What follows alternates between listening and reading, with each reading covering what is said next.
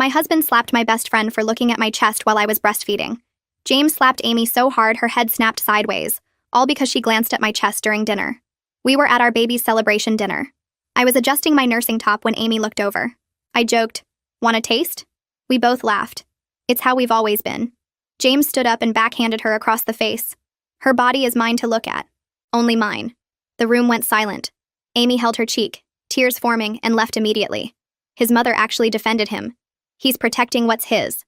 I found Amy in the bathroom, a perfect handprint already forming on her face. "What if he hits you next?" she asked. He would never, but the words stuck in my throat. James had been getting worse since my pregnancy. Angry when men looked at me. Furious when I wore anything but baggy clothes. Constantly calling me his. The handprint became a bruise covering half Amy's face. Purple, green, swollen. She told people she fell rather than ruin my marriage. I stayed. 4-month-old baby. No job. James insisted I quit. No money. His name on everything. I slept in the nursery, barely spoke to him. He acted like nothing happened. Just a little slap. You're overreacting. 3 nights later, he came home drunk while I was nursing. Saw me breastfeeding and exploded. Cover yourself. What if someone sees? I'm feeding our daughter in our living room. Your body is mine. Mine to see, touch, control. He grabbed my arm hard enough to bruise. The baby started crying. "Look what you did," he snarled. "You made her cry." After he passed out, I called Amy. She came immediately, saw my bruised arm. "We're leaving. Now." We packed what we could. Baby things, documents, clothes. I left my ring on the counter with a note. "I'm not your property." The next morning, James cycled through screaming, crying, threatening, apologizing. His mother called me terrible for abandoning him over 1 mistake. 2 mistakes. He hit Amy, grabbed me. Boys will be boys. Men who hit women are criminals. Amy helped me file a restraining order. Police photographed everything. James was served at work. Now he's fighting for custody, claiming I'm unstable. My lawyer says document everything. So I document every violation, every drive-by of Amy's apartment where we're staying. His friends harassed me online. Dramatic. Ruined a good man. Over nothing. Yesterday, James texted from a friend's phone. "You're mine forever." I screenshot it, sent it to my lawyer, replied, "I'm nobody's property." But this morning changed everything. Amy was making breakfast when her phone rang. Unknown number. "Hello?" She went pale. "How did you get this number?" She hung up, hands shaking. "Who was that?" "James's ex, Rebecca, the one before you." I'd never heard of Rebecca. "She said she needs to warn you. She's driving here now." Rebecca arrived an hour later. Thin, nervous, constantly checking over her shoulder. "I heard about the restraining order through mutual friends," she said. "I need to show you something." She pulled out her phone. Photos of bruises, black eyes, split lips, police reports, hospital records. This was me. 3 years with James. My stomach dropped. He broke my ribs, fractured my eye socket. Always places covered by clothes, except when he lost control. Why didn't anyone... His parents paid me to disappear. $50,000 to sign an NDA, leave the state, never contact him again. She showed me the agreement, James's father's signature at the bottom. They've done this before. They'll do it again. But the restraining order? I had one too. She pulled up a news article on her phone. Read this. Local woman missing after violating NDA agreement. That's my friend Melissa. She tried to warn James's new girlfriend after me disappeared 2 days after breaking her NDA. You think James... I think his family has money and connections. I'm risking everything telling you this. Amy grabbed my hand. We need to leave. Not just his place, the city. Rebecca nodded. Tonight. Don't tell anyone where you're going. This is insane. My phone buzzed. James's lawyer. My client is offering $100,000 for full custody and your signature on a non-disclosure agreement. You have 24 hours to accept. Rebecca went white. That's how it starts. Take the money or... The door to Amy's apartment exploded open. James stood there, breathing hard. The restraining order says 500 feet. Amy started. Expired an hour ago. Judge overturned it. My lawyer's good. He looked at Rebecca. You broke your NDA. She ran for the back door. James didn't follow her. He stared at me. Pack the baby's things. We're going home. No. He smiled. Yes. Or Rebecca has an accident. Your choice. My phone buzzed. A text from an unknown number. A photo of Rebecca's car. Someone following her. 5 minutes, James said. Choose. I moved toward the baby carrier where my daughter slept, her tiny chest rising and falling in peaceful breaths. My hands shook as I unbuckled the straps and lifted her against my chest.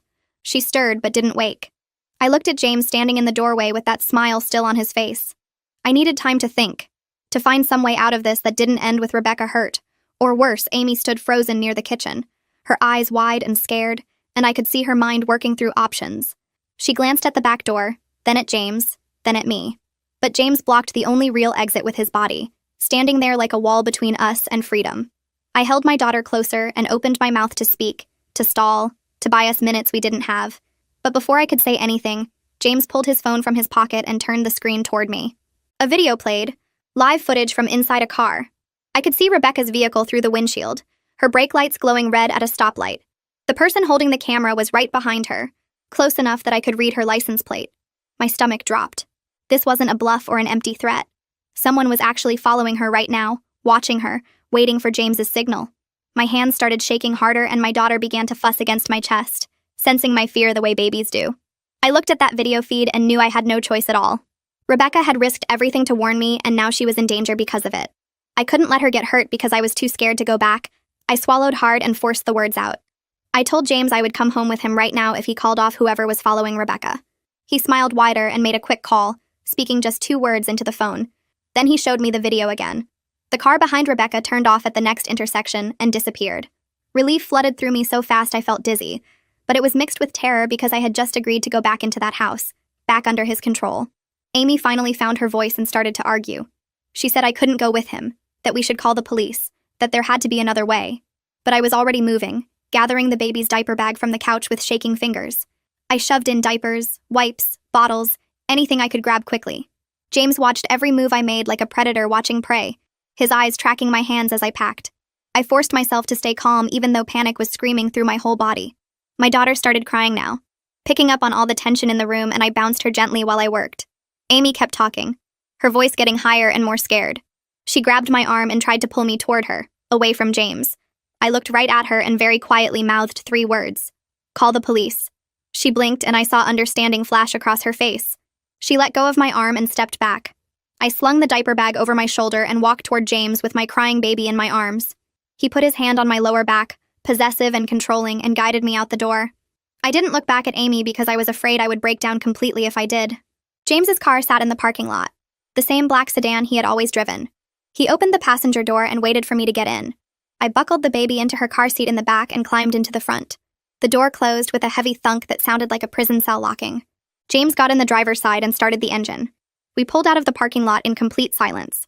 My phone was still in my pocket and I pulled it out carefully. Keeping it low where James couldn't see from his side, I opened my messages and found Rebecca's number from earlier. I typed fast with shaking thumbs. He knows about the NDA. Someone was following you. Get somewhere safe. Hide. I'm sorry. I hit send and watched the message go through. But I wasn't fast enough. James glanced over and saw the phone in my hands. He snatched it away from me so fast I didn't have time to react. He didn't even look at what I had sent. He just rolled down his window and threw my phone out onto the highway. I twisted in my seat and watched it hit the pavement and shatter into pieces, plastic and glass scattering across the road. Cars ran over the pieces and crushed them smaller. That phone was my last connection to help, to Amy, to anyone who could get me out. Now it was gone and I was completely cut off. James rolled the window back up and kept driving like nothing had happened.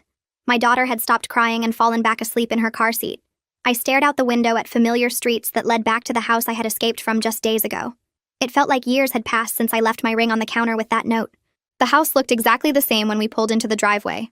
Same white siding, same black shutters, same perfectly trimmed lawn that James paid someone to maintain. But standing on the front porch was Estelle, James's mother, wearing a dress and pearls like she was expecting company. She smiled when she saw us, but the smile didn't reach her eyes.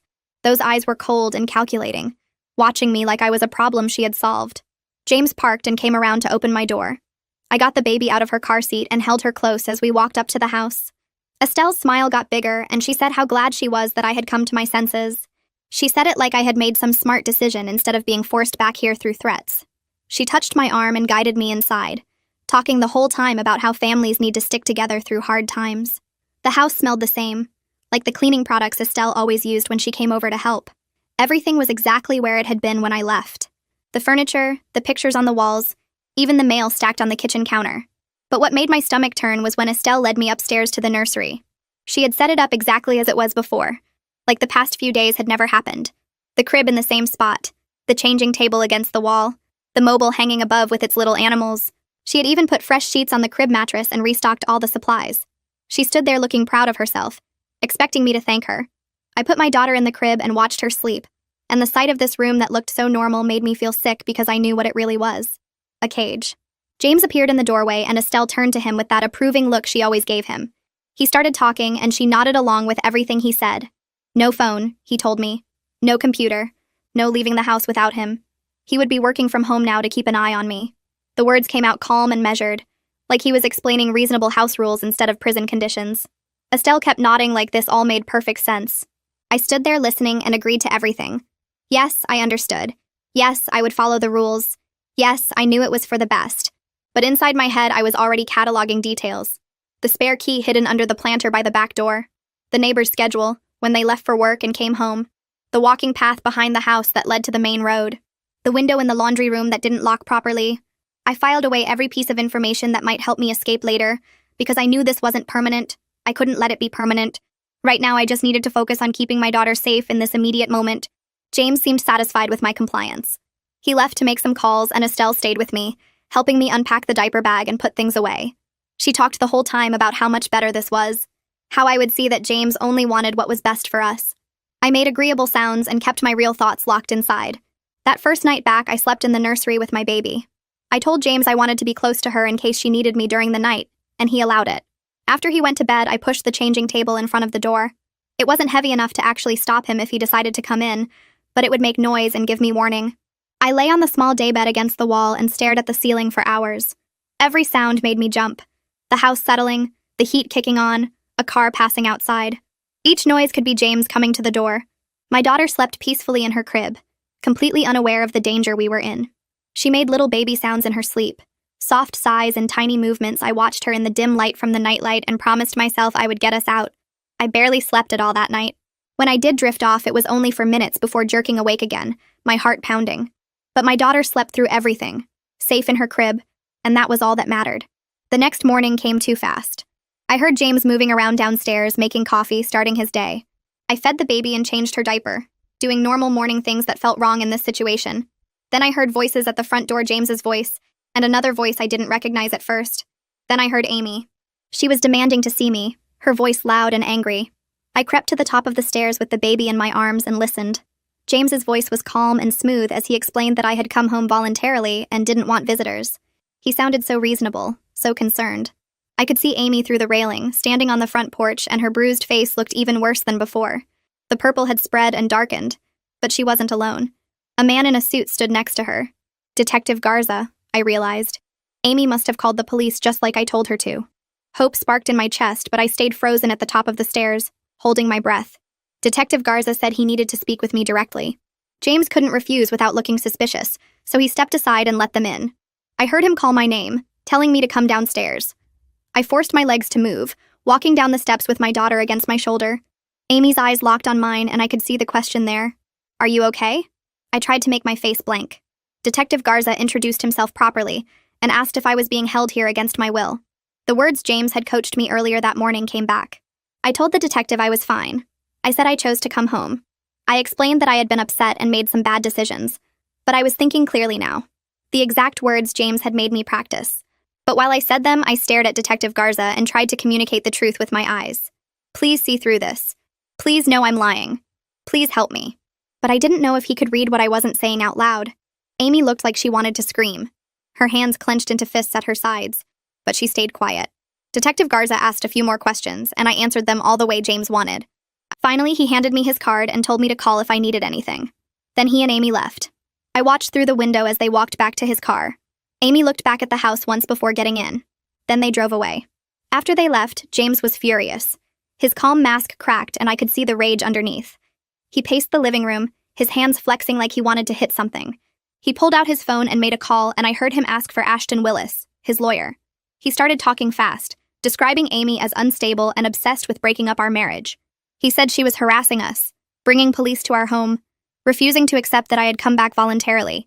The lies flowed so smoothly that I realized this wasn't the first time he had done this.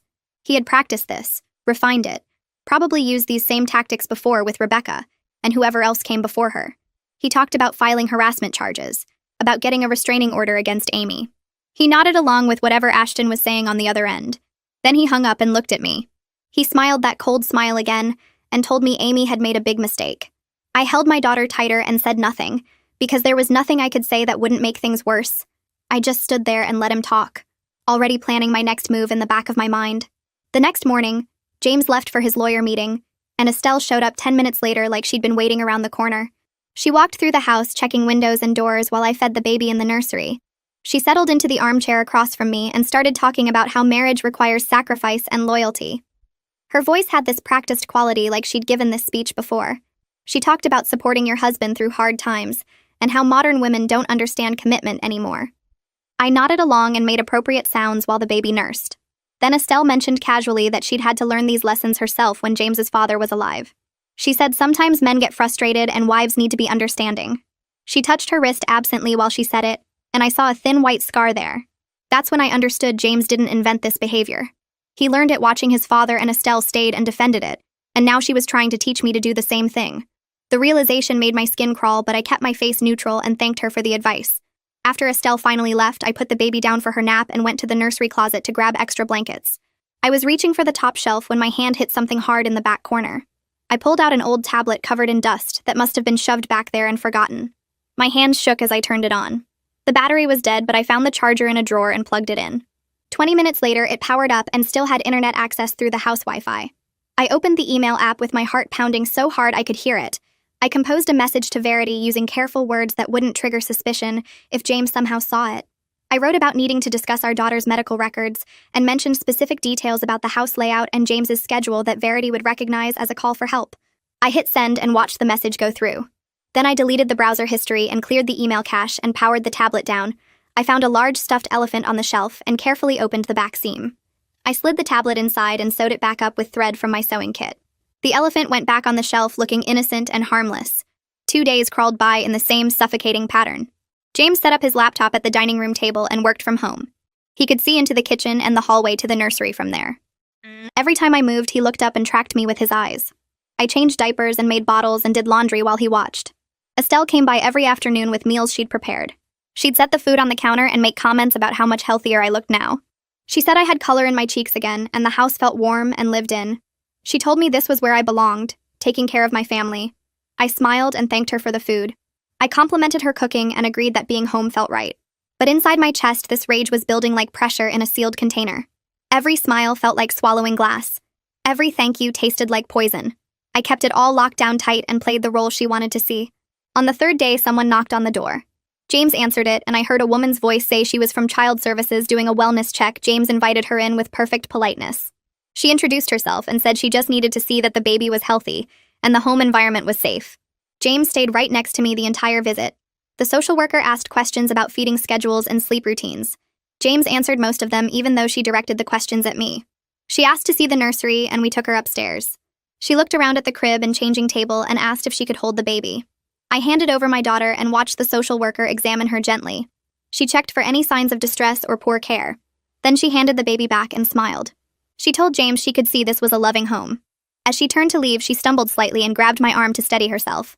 I felt paper press into my palm. I closed my fingers around it fast. The social worker apologized for being clumsy and headed downstairs.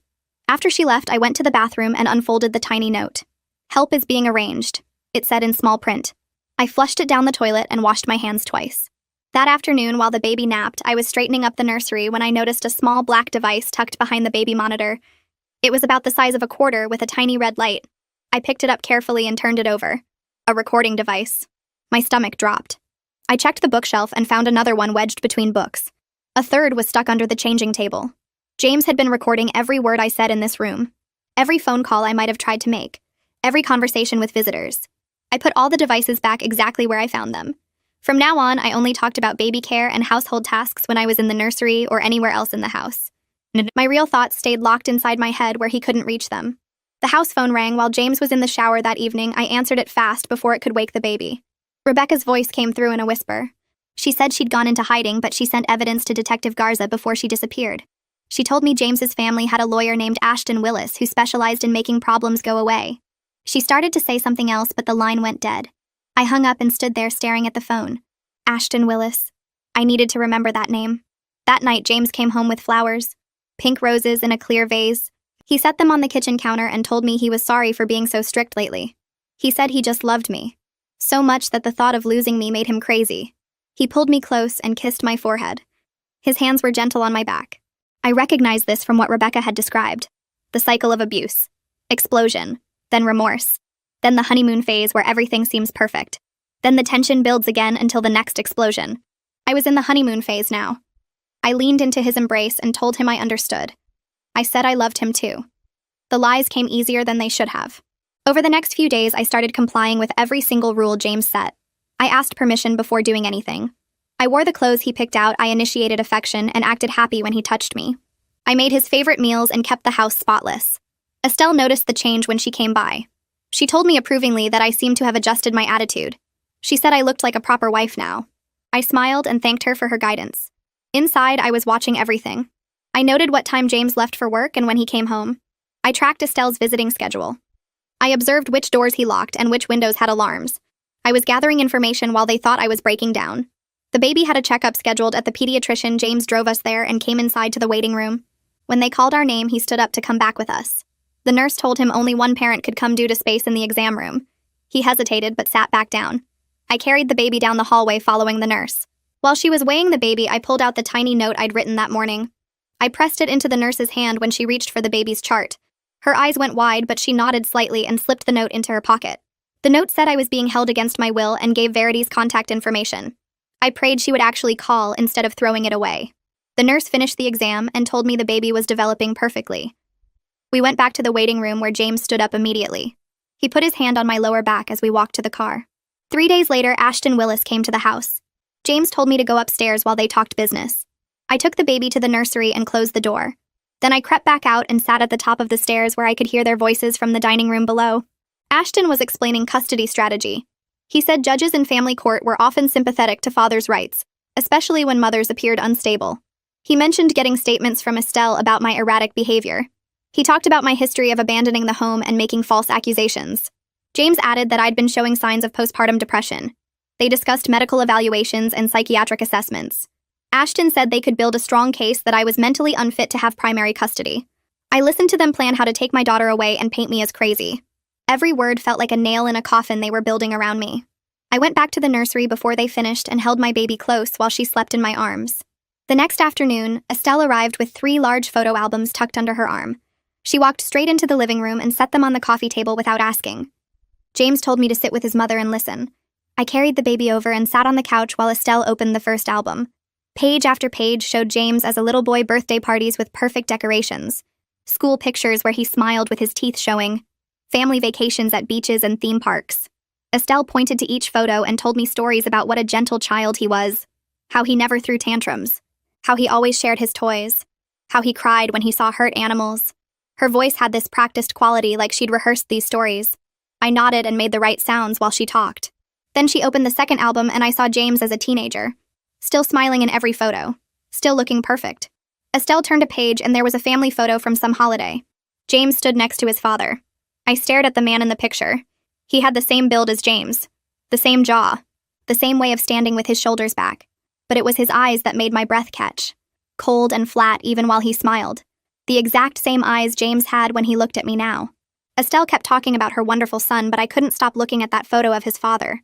Understanding hit me like cold water. James learned this. Someone taught him how to be this way.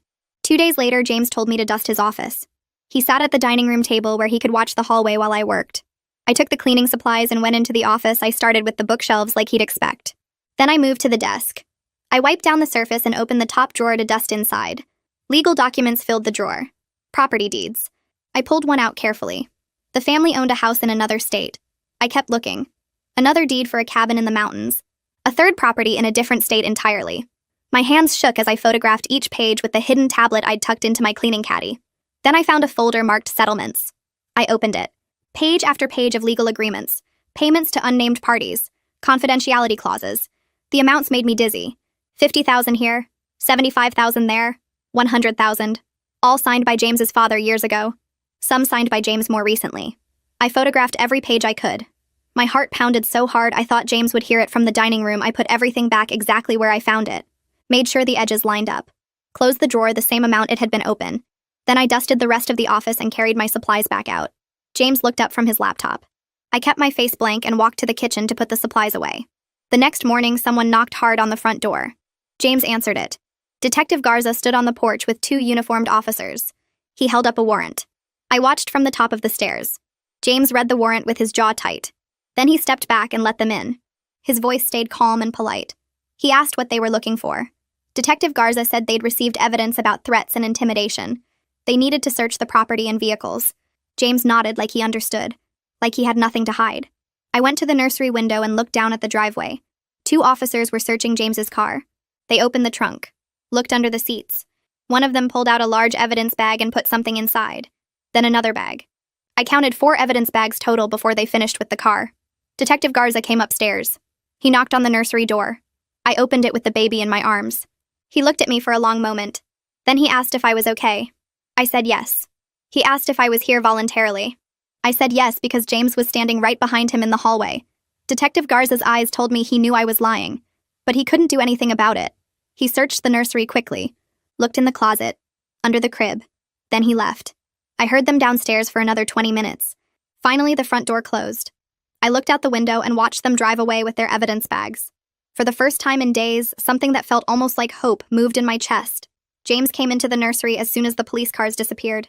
He closed the door behind him, locked it, walked toward me until I backed up against the changing table. He got close enough that I could smell the alcohol on his breath even though it wasn't even noon yet. His voice came out quiet and dangerous. He asked what I told the police. I said I hadn't spoken to them since the first visit. My voice shook. I couldn't help it. He leaned closer, asked if I was sure about that. I nodded. Tears started running down my face without permission. The fear must have looked real enough because it was real. He stared at me for another long moment. Then he stepped back, told me to clean myself up, unlocked the door and left. I sat on the floor and held the baby while my whole body shook. He'd been drinking. He'd been that close. And he'd chosen not to hit me. That scared me almost more than if he had. An hour later, Estelle's car pulled into the driveway. She practically ran to the front door. I heard her voice in the kitchen, sharp and worried. I'd left the baby monitor on deliberately, placed it where they wouldn't see it. I sat in the nursery and listened to every word.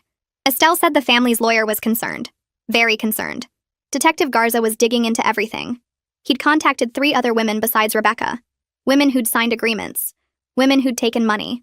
James asked if any of them were talking. Estelle said she didn't know yet. But the lawyer thought exposure was coming.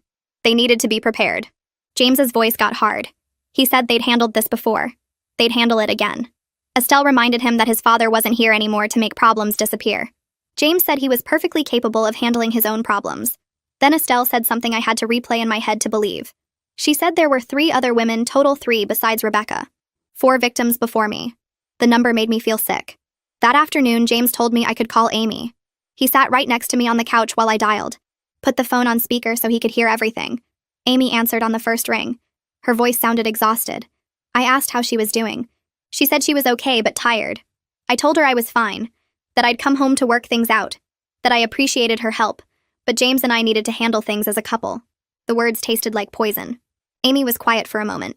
Then she said she understood, that she'd be there if I needed anything. I thanked her and told her I'd call again soon. Before we hung up, Amy said she'd been getting messages. Strange messages from numbers she didn't recognize, telling her to mind her own business, telling her to stop interfering.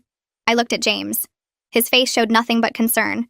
He asked Amy if she'd reported the messages to police. She said yes. He said good, that she should definitely keep reporting any harassment. We said goodbye. James took the phone from my hand and turned it off. Told me I'd handled that very well. The next day, a woman I didn't know came to the house. She rang the doorbell around 2 in the afternoon. James answered. The woman said she was an old family friend, that she'd heard he'd gotten married and wanted to stop by with congratulations. James invited her in. His voice was too polite, too careful. Estelle came down from upstairs, and I saw her face go tight when she saw the woman. They all went into the living room. I stayed in the kitchen, but I could hear them talking. The woman's voice was familiar somehow, even though I'd never met her. She mentioned property taxes, asked about the cabin. Estelle cut her off and suggested they talk privately. They moved to James's office. I crept closer to the door. Heard Estelle ask about payments. The woman said police had contacted her last week. Asked about an agreement she'd signed years ago. James said they'd take care of it. The woman's voice got harder. She said she'd kept quiet for 5 years, but if Detective Garza was digging up everything anyway, she wasn't going to prison for them. Estelle offered more money. The woman laughed. Said money didn't matter if she ended up like the others. Then she left. I went back to the kitchen before they came out of the office. But I understood. Another victim. Another woman who'd taken money to stay quiet. And now she was scared enough to warn them. That night, James touched my shoulder while I was washing dishes. My whole body went rigid. I couldn't breathe. My vision tunneled. The panic attack hit so fast I didn't have time to hide it. James noticed immediately. He grabbed my arm, asked what was wrong with me. I couldn't answer. Couldn't get air into my lungs. He let go and I collapsed against the counter. Estelle came into the kitchen, looked at me gasping for breath, then looked at James. She said I clearly wasn't handling the stress well, that I needed help, maybe medication for anxiety. James agreed, said we should make an appointment with a doctor, get me evaluated. I finally got my breathing under control, told them I was fine, just tired. Estelle patted my hand, said lots of new mothers struggle, that there was no shame in needing medication. I saw exactly what they were doing, building a story, making me look unstable, creating evidence they could use in court. I forced myself to smile, said maybe she was right, that I'd think about seeing someone, all while my mind screamed at me to run. The next afternoon, James and Estelle went outside to look at something in the garden. I watched them from the kitchen window. They were far enough away they couldn't see inside. I ran to the nursery, pulled the tablet from its hiding spot inside the stuffed bear. My hands shook as I opened the email to Verity. I typed everything I'd overheard. The 3 other women besides Rebecca who'd signed agreements, the properties in 3 states including the cabin in the mountains, the woman who'd visited yesterday, the conversation about Detective Garza digging into all of them, Estelle's panic about exposure, the recording devices I'd found throughout the house. I attached the photos of the legal documents I'd taken from James's office, included every name I'd heard mentioned. Then I cleared the browser history, deleted the sent folder, made sure nothing showed I'd been online. I stuffed the tablet back into the bear and arranged it exactly how it had been. Went back downstairs just as James and Estelle came in through the back door. James asked what I'd been doing. I said I was checking on the baby. He nodded. Didn't suspect anything. I'd gotten away with it. 2 days later, a woman in a gray suit came to the house. She introduced herself as the court-appointed mediator, said she was here to assess the custody situation. James welcomed her in like she was an honored guest, offered her coffee, showed her around the house, pointed out the nursery he'd set up, the baby's toys, the family photos on the walls. He talked about how much he loved being a father, how he worked from home so he could be present, how he was worried about me. The mediator asked him what concerned him. James sighed, said I'd been acting erratic since the baby was born, that I'd left suddenly with no warning, that I'd made accusations he'd never hurt me, that I seemed paranoid and anxious all the time. He said it so smoothly, so convincingly. Then the mediator asked to speak with me alone. We sat in the living room. She asked how I was doing. I tried to act normal, tried to seem stable and calm, but I was so exhausted from constant fear, from pretending everything was fine, from watching every word. My answers came out flat, disconnected. I saw her writing notes, saw the way she looked at me, like she was cataloging symptoms, like she was checking boxes on a list of unstable behaviors. When she left, I knew exactly what her report would say, that James seemed like a concerned father, that I seemed like I was struggling. The truth didn't matter, only what she saw in that one visit, and what she saw was exactly what James wanted her to see. 2 days later, the house phone rang while I was feeding the baby in the nursery. James answered downstairs, and I heard his voice change, becoming concerned and sympathetic. He called up to me and said Detective Garza needed to speak with me. My hands shook as I took the phone. The detective's voice was careful and professional as he told me Amy had been attacked outside her apartment last night by 2 men. They beat her badly enough that she ended up in the emergency room with a broken arm and more bruises covering her face and ribs. The men told her to stop interfering in other people's marriages before they left her bleeding on the pavement. I felt my stomach drop and my vision went blurry around the edges. I looked at James, who stood in the doorway watching me. His face showed perfect concern, his eyebrows drawn together with worry. He asked if Amy was okay, and said how terrible it was that the city had become so dangerous. I watched his performance knowing he had arranged every bit of it. Detective Garza said Amy was stable and recovering, but she wanted me to know what happened. After I hung up, James put his hand on my shoulder and told me he was sorry about my friend. The touch made my skin crawl, but I forced myself not to pull away. That afternoon, while James worked in his office and Estelle was in the kitchen, I went to use the bathroom. Something caught my eye near the ceiling, a tiny black dot that didn't belong there. I stood on the toilet to look closer, and my blood went cold when I saw the small camera lens hidden in the smoke detector. I checked the bedroom next and found another one tucked into the bookshelf pointing at the bed. My legs went weak and I had to sit down on the floor. James had been recording everything. Every time I nursed my daughter. Every time I changed clothes. Every private moment I thought I had was watched and saved somewhere. The violation made me physically sick, and I barely made it back to the toilet before I threw up. But I couldn't let him know I found them. I flushed the toilet and washed my face and went back to my daily routine while feeling his eyes on me through those lenses. Every movement felt exposed and dirty. I changed the baby's diaper knowing he was watching. I got dressed in the closet knowing he could see. The cameras turned my own home into a prison where even my body wasn't my own anymore. 3 days later, a process server came to the door while we were eating lunch. James signed for the papers and his face went dark red as he read them. Verity had managed to get an emergency hearing scheduled, and James had to appear in court in 3 days.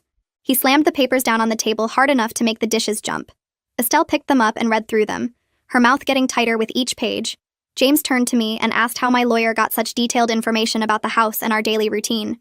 His voice was quiet and dangerous. I kept my face completely blank and said I didn't know, that I hadn't been able to contact anyone. Terror ran through me that he would find the tablet hidden in the stuffed bear. He stared at me for a long minute, and I forced myself to meet his eyes without flinching. Finally, he looked away and told Estelle they needed to call Ashton Willis immediately. That night, Estelle moved into the guest room with 2 suitcases. She told me cheerfully that she would be staying until after the court hearing to help with the baby and provide support. But I knew exactly what she was really there for. Round-the-clock supervision. I lost even the small moments of privacy I'd had before when James was in his office or asleep. Estelle watched me constantly with cold calculation in her eyes. She followed me from room to room. She sat in the nursery while I fed the baby. She stood outside the bathroom door. I understood then that she wasn't just enabling James. She was actively participating in keeping me trapped. She wanted me broken and compliant, so her son could have his perfect family.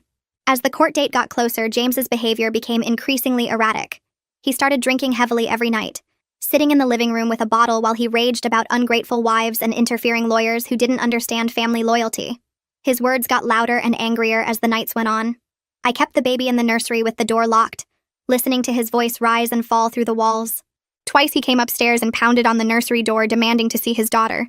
The first time he yelled that she was his child and I had no right to keep her from him. The second time he just beat on the door with his fists until the wood shook in its frame. Both times Estelle talked him down, her voice calm and soothing as she led him back downstairs. I sat on the floor with my back against the door and my daughter in my arms, praying the lock would hold. The night before the court hearing, James came into the nursery after I'd put the baby down to sleep. He pulled a chair close to where I sat and told me exactly what I was going to say to the judge, that I had postpartum depression after the baby was born, that I left voluntarily because I wasn't thinking clearly, that I came back voluntarily because I realized my family needed me, that I wanted to work on our marriage and keep our family together. He made me repeat the words back to him over and over. Each time I stumbled or my voice shook, he made me start again. We sat there for over an hour while I rehearsed the lies until I could say them without crying. My throat was raw and my voice was flat by the time he was satisfied. Then he stood up and walked to the door.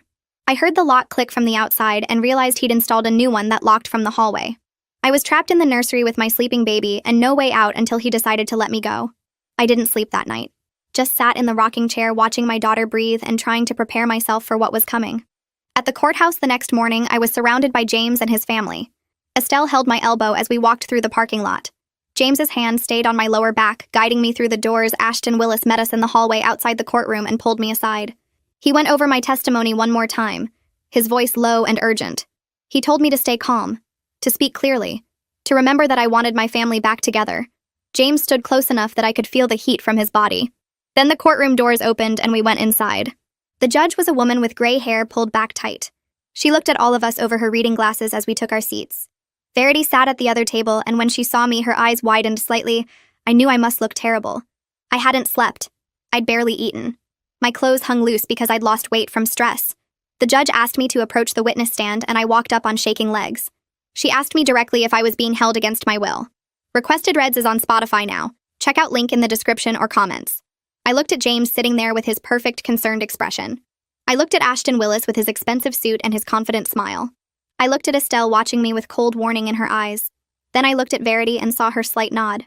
I opened my mouth and the words that came out weren't the ones James had made me rehearse. I told the judge I was being held prisoner in my own home, that there were cameras in the bathroom and bedroom recording me, that my friend had been attacked by men James sent, that there were other women before me who'd signed agreements to stay quiet, that James's mother was helping keep me trapped, that I feared for my life and my daughter's safety. I watched James's perfect mask crack as I spoke. His face went from concerned to shocked to furious. He started to stand, but Ashton Willis grabbed his arm. The judge held up her hand for silence and asked me more questions. I answered everyone truthfully while my voice got stronger. I told her about Rebecca and the NDA, about finding the legal documents, about the recordings Detective Garza had seized, about everything I'd been too scared to say before. The judge's face got harder with each answer. When I finished, she ordered an immediate investigation and granted me temporary custody right there. She issued a new restraining order and called for court security. James exploded out of his chair and tried to reach me. He was screaming that I was his wife and I belonged to him and I couldn't do this. It took 3 security officers to restrain him. Verity grabbed my arm and rushed me toward a side door. I could hear James still screaming threats as we ran down a back hallway. Detective Garza was waiting at a side entrance with a patrol car running. Verity handed me and the baby into the back seat and told me she'd meet us at the shelter. As we pulled away, I could still hear James's voice echoing from inside the courthouse. Detective Garza drove fast through city streets while I held my daughter and tried to process that we'd actually gotten away. He took us directly to a domestic violence shelter on the other side of town. The building looked like a regular house from the outside, but it had security cameras and reinforced doors. A woman met us at the entrance and introduced herself as Madison Cooley, the shelter director. She had kind eyes and a firm handshake. She led us inside to a small private room and explained the shelter rules. No one could know we were here. No visitors without approval. No posting on social media. No contact with James or his family. Security protocols for coming and going. Resources available for legal help and counseling. As she talked, I felt the fear and tension I'd been holding for weeks finally break through. I started crying and couldn't stop. Madison put her arm around my shoulders while I sobbed with my daughter in my arms. For the first time in weeks, we were behind locked doors that James didn't control. We were actually safe for the moment. Madison gave me time to cry myself out, then showed us to a small bedroom with a crib already set up. She brought me water and tissues and told me to rest. After she left, I sat on the bed holding my daughter and feeling the quiet safety of the room around us. Later that evening, Madison brought me a new phone with a restricted number that couldn't be traced. I called Amy and she answered on the first ring. When she heard my voice, she started crying. I could hear the relief and fear in her sobs. She told me about the attack, about her broken arm and bruised ribs, about the men's threats. But she also told me she'd already talked to Detective Garza and given a full statement. She promised to testify about everything she'd witnessed, no matter what it cost her. I told her how brave she was for not giving up on me even when it put her in danger. She said that's what real friends do, and she'd do it all again. We talked until my new phone's battery got low and I had to hang up. I put my daughter in the crib and watched her sleep in the dim light from the hallway. For the first time since going back to James's house, I let myself believe we might actually survive this. The next morning, Detective Garza came back to the shelter with a thick folder and a recording device. Madison brought us to a small office with a table and chairs. The detective sat across from me and clicked his pen. He asked me to start from the beginning and tell him everything. I talked for 3 hours straight while he took notes. I told him about the recording devices hidden in the nursery and bathroom. I described the documents I found in James's office about properties and settlements. I explained how I photographed pages with the hidden tablet before putting everything back exactly where it was. Detective Garza nodded and wrote down every detail. He asked specific questions about dates and times. When did I find the first camera? Which drawer held the legal papers? What did the settlement documents say exactly? I answered everything I could remember. My daughter slept in her carrier beside my chair. When I finished talking, my throat was dry and my hands were shaking. Detective Garza told me they were building cases for kidnapping because James held me against my will. Unlawful imprisonment for the same reason, assault for grabbing my arm, and for what he did to Amy. Stalking for the drive-bys and threats. He said Rebecca agreed to testify despite her NDA. She was willing to risk the settlement money if it meant stopping James's family from hurting more women. That made me cry because she was risking everything to help me. The second day of interviews, Detective Garza brought new information. The woman who came to the house during my imprisonment was named Liliana Sanderson. She was one of 4 previous victims who all signed NDAs with James's family. Now that they knew about each other, they were all cooperating with police. Liliana had been with James 6 years ago. Another woman named Carol dated him 4 years back. Then Rebecca 3 years ago. Then someone between Rebecca and me whose name I didn't catch. Each of them had similar stories. Controlling behavior that got worse over time. Physical violence that escalated. Threats when they tried to leave. Then James's parents showing up with a lawyer and a check. $50,000 to sign papers and disappear. Detective Garza spread photos across the table. Hospital records showing broken bones and black eyes. Police reports that were filed, then mysteriously dropped.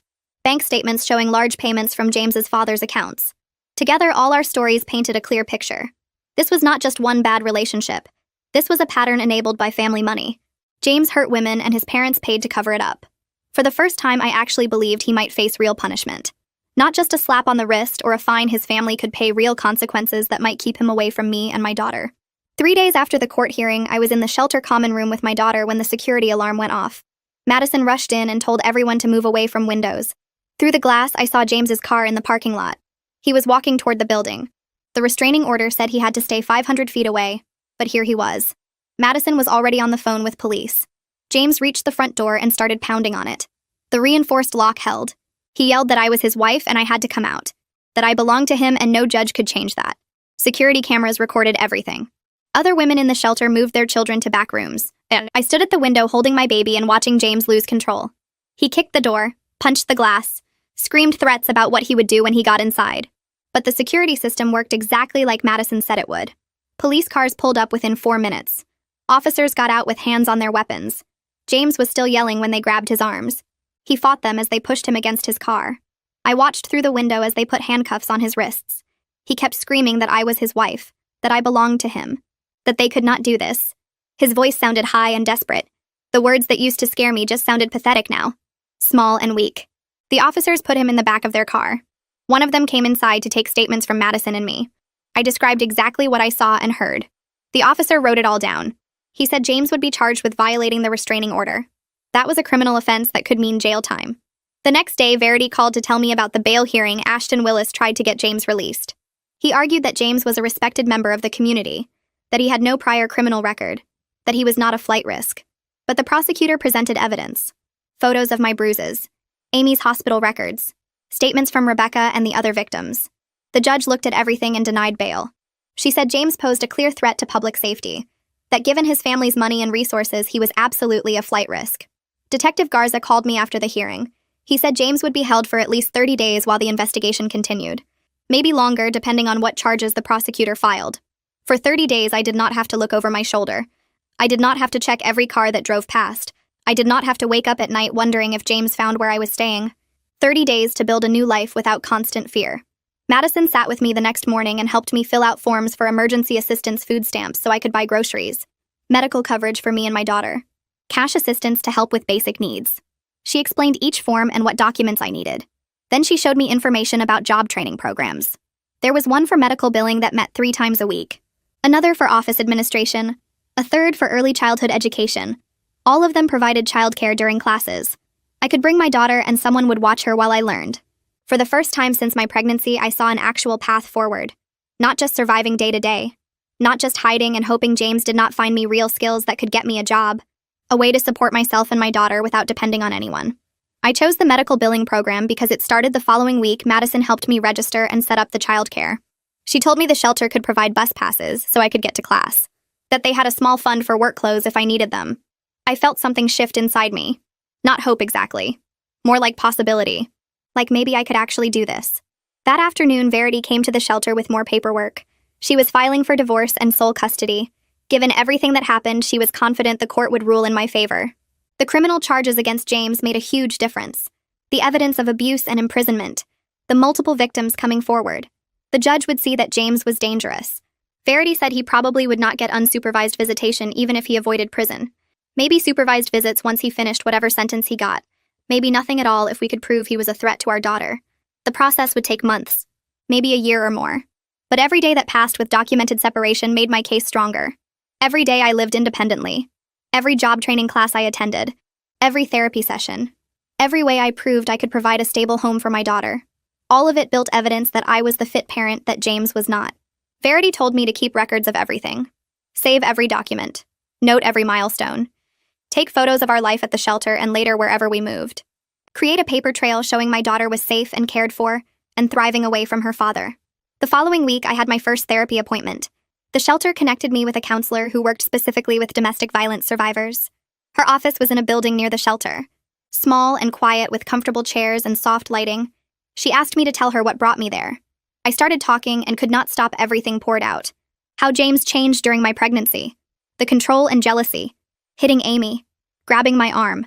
Forcing me back to his house. The cameras and recordings. Being locked in the nursery. The fear that never went away. When I finished, the counselor looked at me with kind eyes. She said what happened was not my fault. That my responses were normal survival strategies. That I did what I needed to do to protect myself and my baby. She explained that trauma changes your brain. Makes you hypervigilant and anxious. Makes you expect danger even when you are safe. The therapy sessions would be hard because I had to relive everything. talk about the worst moments over and over. But that was how I would process the trauma instead of just carrying it. How I would learn to feel safe again. We scheduled weekly appointments. I left that first session feeling exhausted, but somehow lighter. Like maybe I did not have to carry all of this alone. 2 weeks after James's arrest, Rebecca came to visit me at the shelter. Madison approved her as a safe visitor. We sat in the common room with my daughter playing on a blanket between us. Rebecca looked different from the last time I saw her. Less scared, more solid somehow. We cried together about everything we both went through. She told me breaking her NDA might cost her the settlement money. James's parents were threatening to sue her for violating the agreement. Their lawyer sent letters demanding she stop cooperating with police. But Rebecca said seeing James arrested made it all worth it, knowing he was locked up and could not hurt anyone else. I told her she saved my life by warning me that if she had not risked everything to tell me the truth, I might still be trapped in that house. Or worse. We held hands and cried, and my daughter crawled between us making baby sounds. Rebecca asked if she could visit regularly, if we could stay friends after this was over.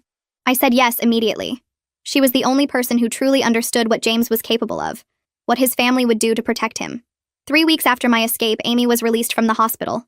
Her arm was in a cast and her face still showed fading bruises, yellow and green where the purple had been. She came to the shelter as soon as she could walk without help. Madison let her in and we met in the common room. Amy moved slowly and carefully. Her ribs were still healing, but she smiled when she saw me. We sat together on the couch with my daughter between us. The baby reached for Amy's cast and patted it gently. Amy told me she would do it all again, taking me in when I left James, calling the police, everything that led to her attack. She said that is what real friendship means, being there even when it is hard, even when it is dangerous. I told her I would spend the rest of my life being grateful for her courage, that she could have turned me away, but she did not. She risked everything to help me and my daughter get free. We sat together for hours talking and watching the baby play, making plans for when I moved out of the shelter. Amy said I could stay with her again if I needed to, that her door was always open. 4 weeks after the court hearing, I got a call from the prosecutor's office. They wanted me to testify at a grand jury hearing. The grand jury would decide if there was enough evidence to indict James on the felony charges. The prosecutor explained that grand jury testimony was secret. James and his lawyer would not be there. It was just me and the prosecutor and the jury members. I agreed immediately. I wanted James held accountable for everything he did. Not just to me, but to Rebecca and Liliana and all the others. Verity came to the shelter that evening to prepare me. She explained what kinds of questions the prosecutor would ask, how to answer clearly and calmly. She told me to focus on facts, not emotions, to describe what happened without breaking down. We practiced for 2 hours. She asked me the hard questions, made me tell the story over and over until I could get through it without crying, until my voice stayed steady when I talked about being locked in the nursery, about the cameras in the bathroom, about James's hands on my arm. By the end, I was exhausted but ready to tell the truth and let the jury decide if James deserved to be punished. The grand jury hearing took place in a small room with wood paneling and uncomfortable chairs. 12 people sat in 2 rows facing me. The prosecutor stood beside a table covered in documents and evidence photos. I held a tissue in my lap, but I did not cry. Verity sat in the back row. She gave me a small nod when I looked at her. The prosecutor asked me to state my name for the record. Then she asked me to describe my relationship with James. I started with the celebration dinner when he hit Amy. I described the bruise on her face, the purple and green marks that lasted for weeks. I told them about James grabbing my arm while I nursed our daughter, about the bruises he left on my skin. The prosecutor showed me photos the police took. I identified each mark and explained how it happened. Then she asked about leaving. I described packing our things while James was passed out, leaving my ring on the counter, the note I wrote. The prosecutor asked about the restraining order. I explained how James violated it constantly, the drive-bys of Amy's apartment, the texts from his friends' phones, the messages saying I belonged to him.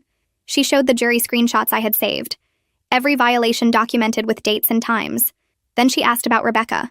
I told them about her warning, the photos of her injuries from James, the NDA his parents paid her to sign, the missing woman who tried to warn James's next girlfriend. The prosecutor presented Rebecca's medical records, hospital reports showing broken ribs and a fractured eye socket, police reports Rebecca filed years ago. The grand jury members leaned forward in their seats. Some of them took notes. Others just stared at the evidence photos. I described the day James broke into Amy's apartment, how the restraining order had expired just an hour before, how his lawyer got it overturned, how James threatened Rebecca's life if I did not come with him. The prosecutor showed them the photo someone sent me Rebecca's car with another vehicle following close behind. Then I described being held at the house, James taking my phone and throwing it out the car window, Estelle waiting at the house with a smile. The new rules James laid out. No phone, no computer, no leaving without permission. The cameras I found hidden throughout the house. In the bathroom. In the bedroom. In the nursery where I slept with my daughter. The prosecutor presented the devices police recovered during their search. She asked me to identify each location where I found them. I pointed to photos of the bathroom, the bedroom, the nursery. The grand jury members looked disgusted. One woman covered her mouth with her hand. I told them about the recordings. How James monitored every conversation. How I found the device hidden in a stuffed animal. How I had to be careful about every word I said. The prosecutor asked about Detective Garza's visit. I described how James coached me on what to say. How he stood right there while I told the detective I was fine. How I tried to communicate the truth with my eyes, but I could not say the words. Then I described the day Detective Garza came with a warrant. How they searched the property and took evidence. How James cornered me afterward asking what I told police. The alcohol on his breath. The rage in his eyes. How close he got to hitting me again. The prosecutor asked about Estelle. I described her constant supervision. Her comments about family loyalty and supporting husbands. Her casual mention of learning these lessons herself years ago. How she watched me every moment. How she brought meals and made pointed remarks about wives staying in their place. The testimony lasted 3 hours. The prosecutor asked hundreds of questions. She showed photo after photo, document after document, medical records and police reports and text message screenshots. By the end, my voice was hoarse.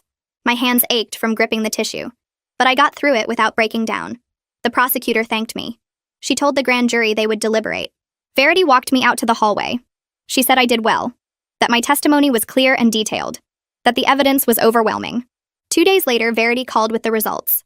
The grand jury indicted James on multiple felony charges: kidnapping, assault, stalking, unlawful imprisonment. The prosecutor told Verity this was one of the strongest cases she had seen. The evidence was thorough.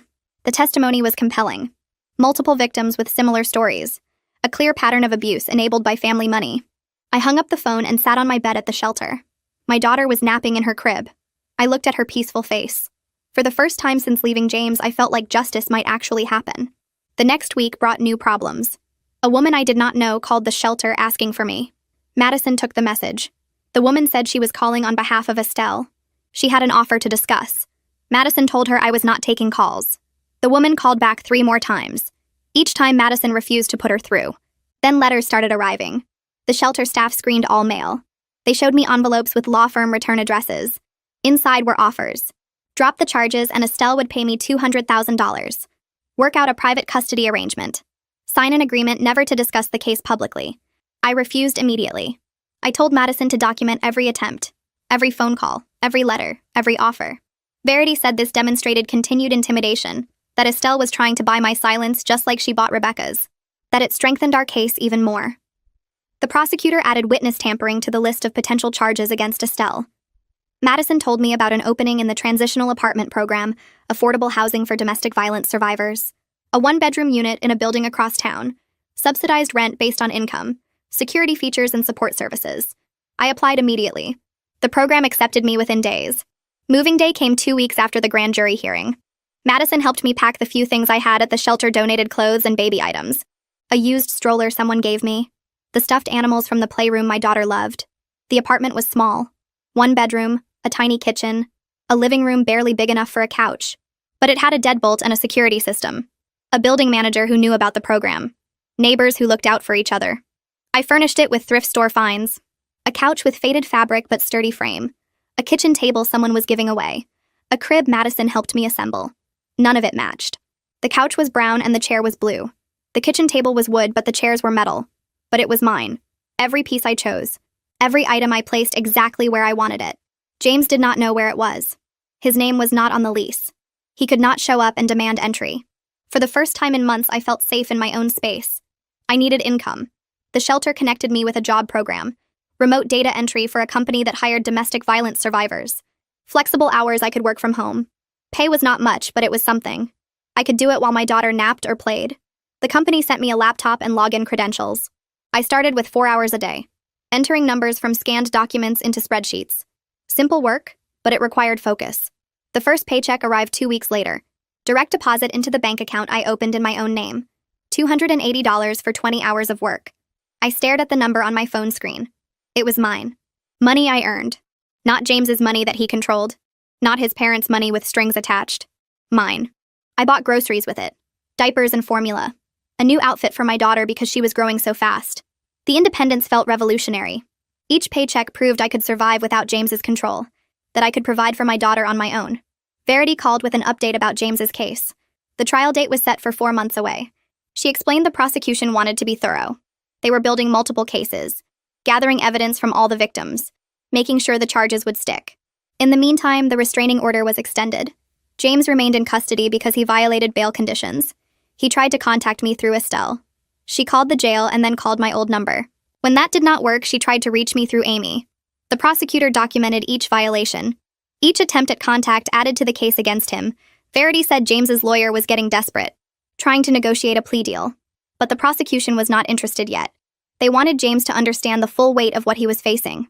Detective Garza asked to meet with me at a coffee shop near my apartment. He brought a file folder thick with documents. He ordered us both coffee and we sat at a corner table. He told me they uncovered new evidence during the investigation records from before James's father died. Police reports from other cities. Settlements paid to women who accused James's father of assault. The pattern went back 30 years. James's father used the same tactics. Isolate women, control them, hurt them, pay them off when they tried to leave. Estelle was one of his victims first. She married him young. He broke her arm twice, gave her a concussion, but she never left. Instead, she learned to enable him, to help him hide his violence, to protect the family reputation at any cost. When James's father died, she transferred that loyalty to James, defended his behavior, helped him control me, became an active participant instead of just a victim. Detective Garza said this information did not excuse her actions, but it helped explain the family dysfunction, why she defended James so fiercely, why she was willing to pay off victims and threaten witnesses. She learned from her own abuser that family reputation mattered more than truth. I thanked Detective Garza for telling me. Understanding the cycle did not make me forgive Estelle, but it helped me see that James's violence was not random. It was learned behavior, a pattern passed down through generations. Madison told me about a support group that met at the community center every Thursday evening, domestic violence survivors who gathered to share stories and resources. She said it might help me feel less alone. I was nervous the first time I went. I brought my daughter in her stroller. The meeting room had folding chairs in a circle. 8 women were already there, ages ranging from early 20s to 60s. Some had children with them. Others came alone. The facilitator welcomed me. She explained the group rules. Everything shared stayed confidential. No one had to talk if they did not want to. We went around the circle introducing ourselves. I said my name and that I left my husband 6 weeks ago, that he was in jail awaiting trial. One woman squeezed my hand. Another nodded like she understood. They shared their stories. Some were years into recovery, living independently, working jobs, raising kids safely. Others were newer to freedom, still jumping at loud noises, still checking over their shoulders. One woman described her ex-husband's escalating control. Another talked about the first time he hit her. Their stories sounded like mine. Different details, but the same pattern. Isolation, control, violence, threats. Hearing them talk helped me feel less alone, less like I was crazy or dramatic or overreacting. These women understood. They lived through similar horror. Some of them were years past it now. They talked about trusting again, about feeling safe, about rebuilding lives. They gave me hope that eventually the fear would fade, that I would not always wake up panicking, that someday I might trust another person. My daughter had her 6-month checkup at the pediatrician's office near my apartment. I carried her in and checked in at the front desk. The nurse called us back. She weighed my daughter and measured her length, checked her reflexes and development. The pediatrician came in smiling. She examined my daughter thoroughly, listened to her heart and lungs, looked in her ears and throat. Then she sat back and made notes in the chart. She commented on how much healthier my daughter seemed, how she was meeting all her milestones, how her weight was good and her development was on track. She asked if anything had changed at home. I told her we moved to a safer place, that her father was not in the picture anymore. The pediatrician nodded. She said babies absorb stress from their environment, that my daughter probably felt the tension before even if she could not understand it, that children thrive in calm, stable homes. I looked at my daughter on the exam table. She was babbling and grabbing at the paper, smiling at the pediatrician. So different from the fussy, tense baby she was months ago. Knowing she was thriving made every hard choice worth it. Every scary moment, every sacrifice, every struggle, she was safe and healthy. That was what mattered. Rebecca called me one evening while I was making dinner. She sounded excited. She got a job at a nonprofit organization. They helped domestic violence survivors navigate legal systems, provided advocates who went to court with victims, explained legal processes and rights, connected people with lawyers and resources. Rebecca said she would be using her own experience to guide others, that turning her trauma into purpose felt healing. She described meeting with women who were where she was a year ago, scared and confused, facing abusers with money and lawyers, not knowing how to protect themselves. She could help them understand the system, warn them about tactics abusers use, support them through the legal process. She encouraged me to consider advocacy work once I was ready, said that helping others who survived what we survived could be powerful, that it gave meaning to the pain. I told her I would think about it, that right now I was focused on stability, but maybe someday I could do that work too. Verity called late one afternoon. Her voice was serious. She said the prosecutor made an offer to James, a plea deal, 15 years in prison in exchange for pleading guilty to all charges, and waiving custody rights permanently. 15 years. James would be locked away until my daughter was a teenager. He would miss her entire childhood. She would not remember him, would not grow up afraid of him. The custody rights meant he could never petition for visitation, could never try to see her. She would be completely safe from him. But there was another option. We could push for trial, risk a jury, maybe get a longer sentence, or maybe he would win and get less time, maybe keep some parental rights, the certainty of 15 years versus the gamble of trial.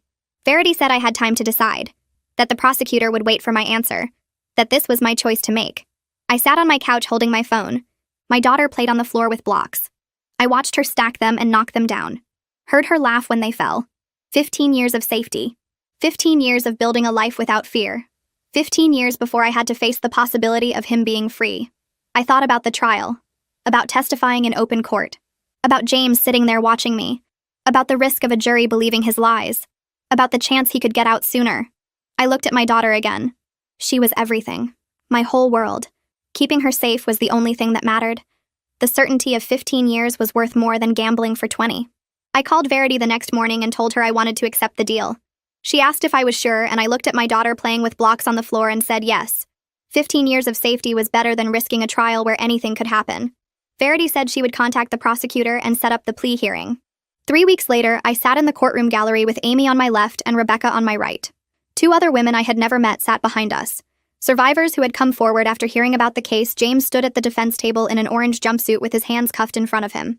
The judge asked him to allocate to each charge, which meant he had to admit out loud what he did. His voice was flat and emotionless as he said he kidnapped me, that he assaulted me and Amy, that he stalked Rebecca and violated her NDA. He listed each crime like he was reading a grocery list. No remorse in his tone. I felt Amy's hand squeeze mine and I squeezed back. The prosecutor asked follow-up questions, making him provide details about specific incidents. James answered each one mechanically, and I realized he was only doing this to avoid a longer sentence, not because he felt sorry. When the allocution finished, the judge asked if I wanted to make a statement before sentencing. I stood up and walked to the microphone they set up for victims. I looked at James for the first time since entering the courtroom and told the judge that my daughter deserved to grow up without fear, that she deserved a mother who was safe and stable, that 15 years meant she would be nearly grown before having to decide if she wanted contact with him. I sat back down and the judge nodded. She accepted the plea and sentenced James to 15 years in state prison with no early parole. She made a point of saying that the survivors who came forward showed remarkable courage and that domestic violence would not be tolerated in her courtroom. 2 officers moved forward to take James away, and he turned to look at me one last time. But I was already standing up to leave because he was no longer the most important thing in my life. My daughter was waiting with the babysitter, and I needed to get back to her. Verity finalized my divorce over the next few weeks, and the custody arrangement was part of the plea deal.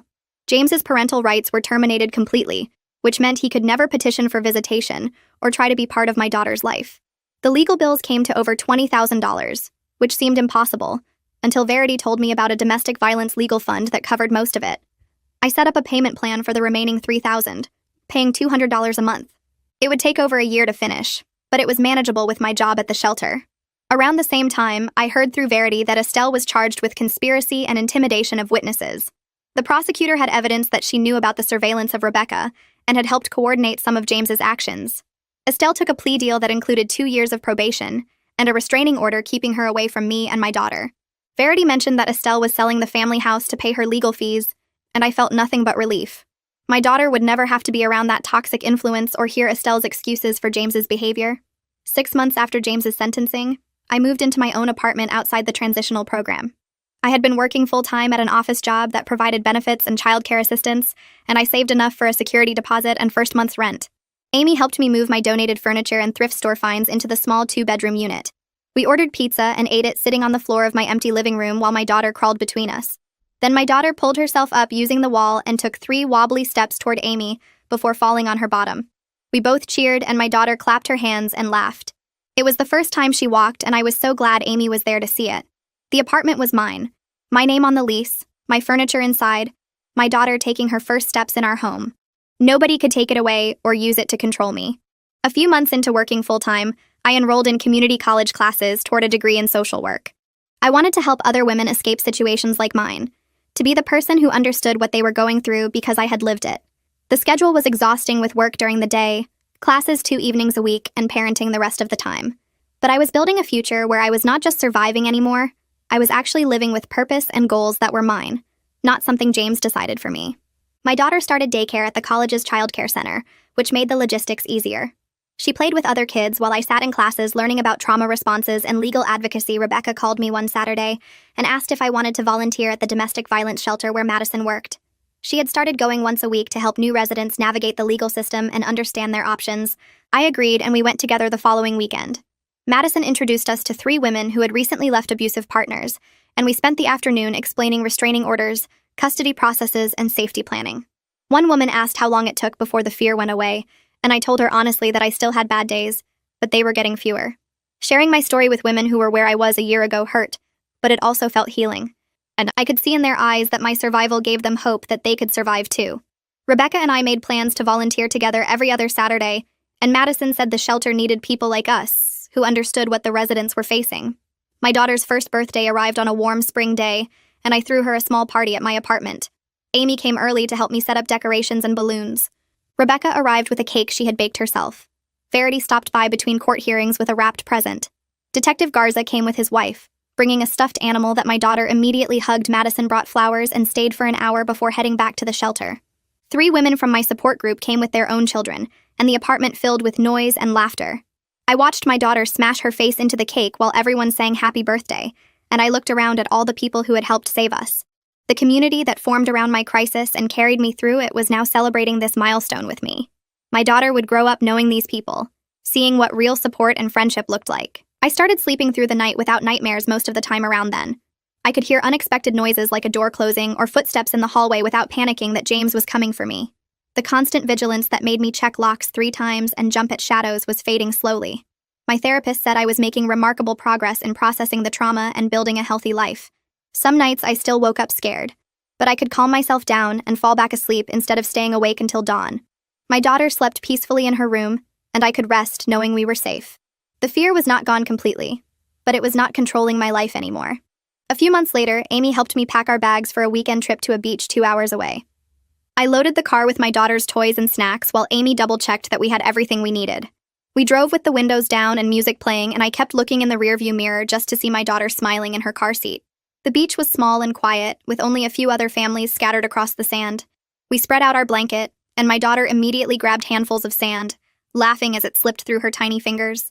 Amy and I built a lopsided sandcastle while my daughter knocked it down over and over, squealing with joy each time. We walked along the water's edge collecting shells, and I realized I was not checking my phone every 5 minutes or looking over my shoulder. Nobody knew where we were. Nobody was tracking my location or demanding explanations. I could just exist in this moment with my daughter and my best friend, and the freedom of it made my chest feel light. We ate sandwiches on the beach and watched the sunset, and when my daughter fell asleep against my shoulder, I understood that this simple weekend was something I had never experienced before. 2 years later, I walked across the stage in a black cap and gown to accept my associate degree in social work. My daughter sat in the front row wearing a little pink dress, clapping her hands together and calling out for me. Amy was next to her recording everything on her phone with tears running down her face. I shook hands with the college president and held up my diploma. Looking out at the small crowd of people who helped me get here, I had a job starting next month at a nonprofit that helped abuse survivors navigate the legal system and find resources. My apartment was small, but it was mine, with my name on the lease and locks that only I controlled. I had friends who showed up when I needed them, and a daughter who would grow up watching me build a life on my own terms. The future was not perfect, and I still had hard days, but it belonged to me. That's how it played out for me. But I already know some of you have a totally different view. Share it in the comments, I'll be reading them later.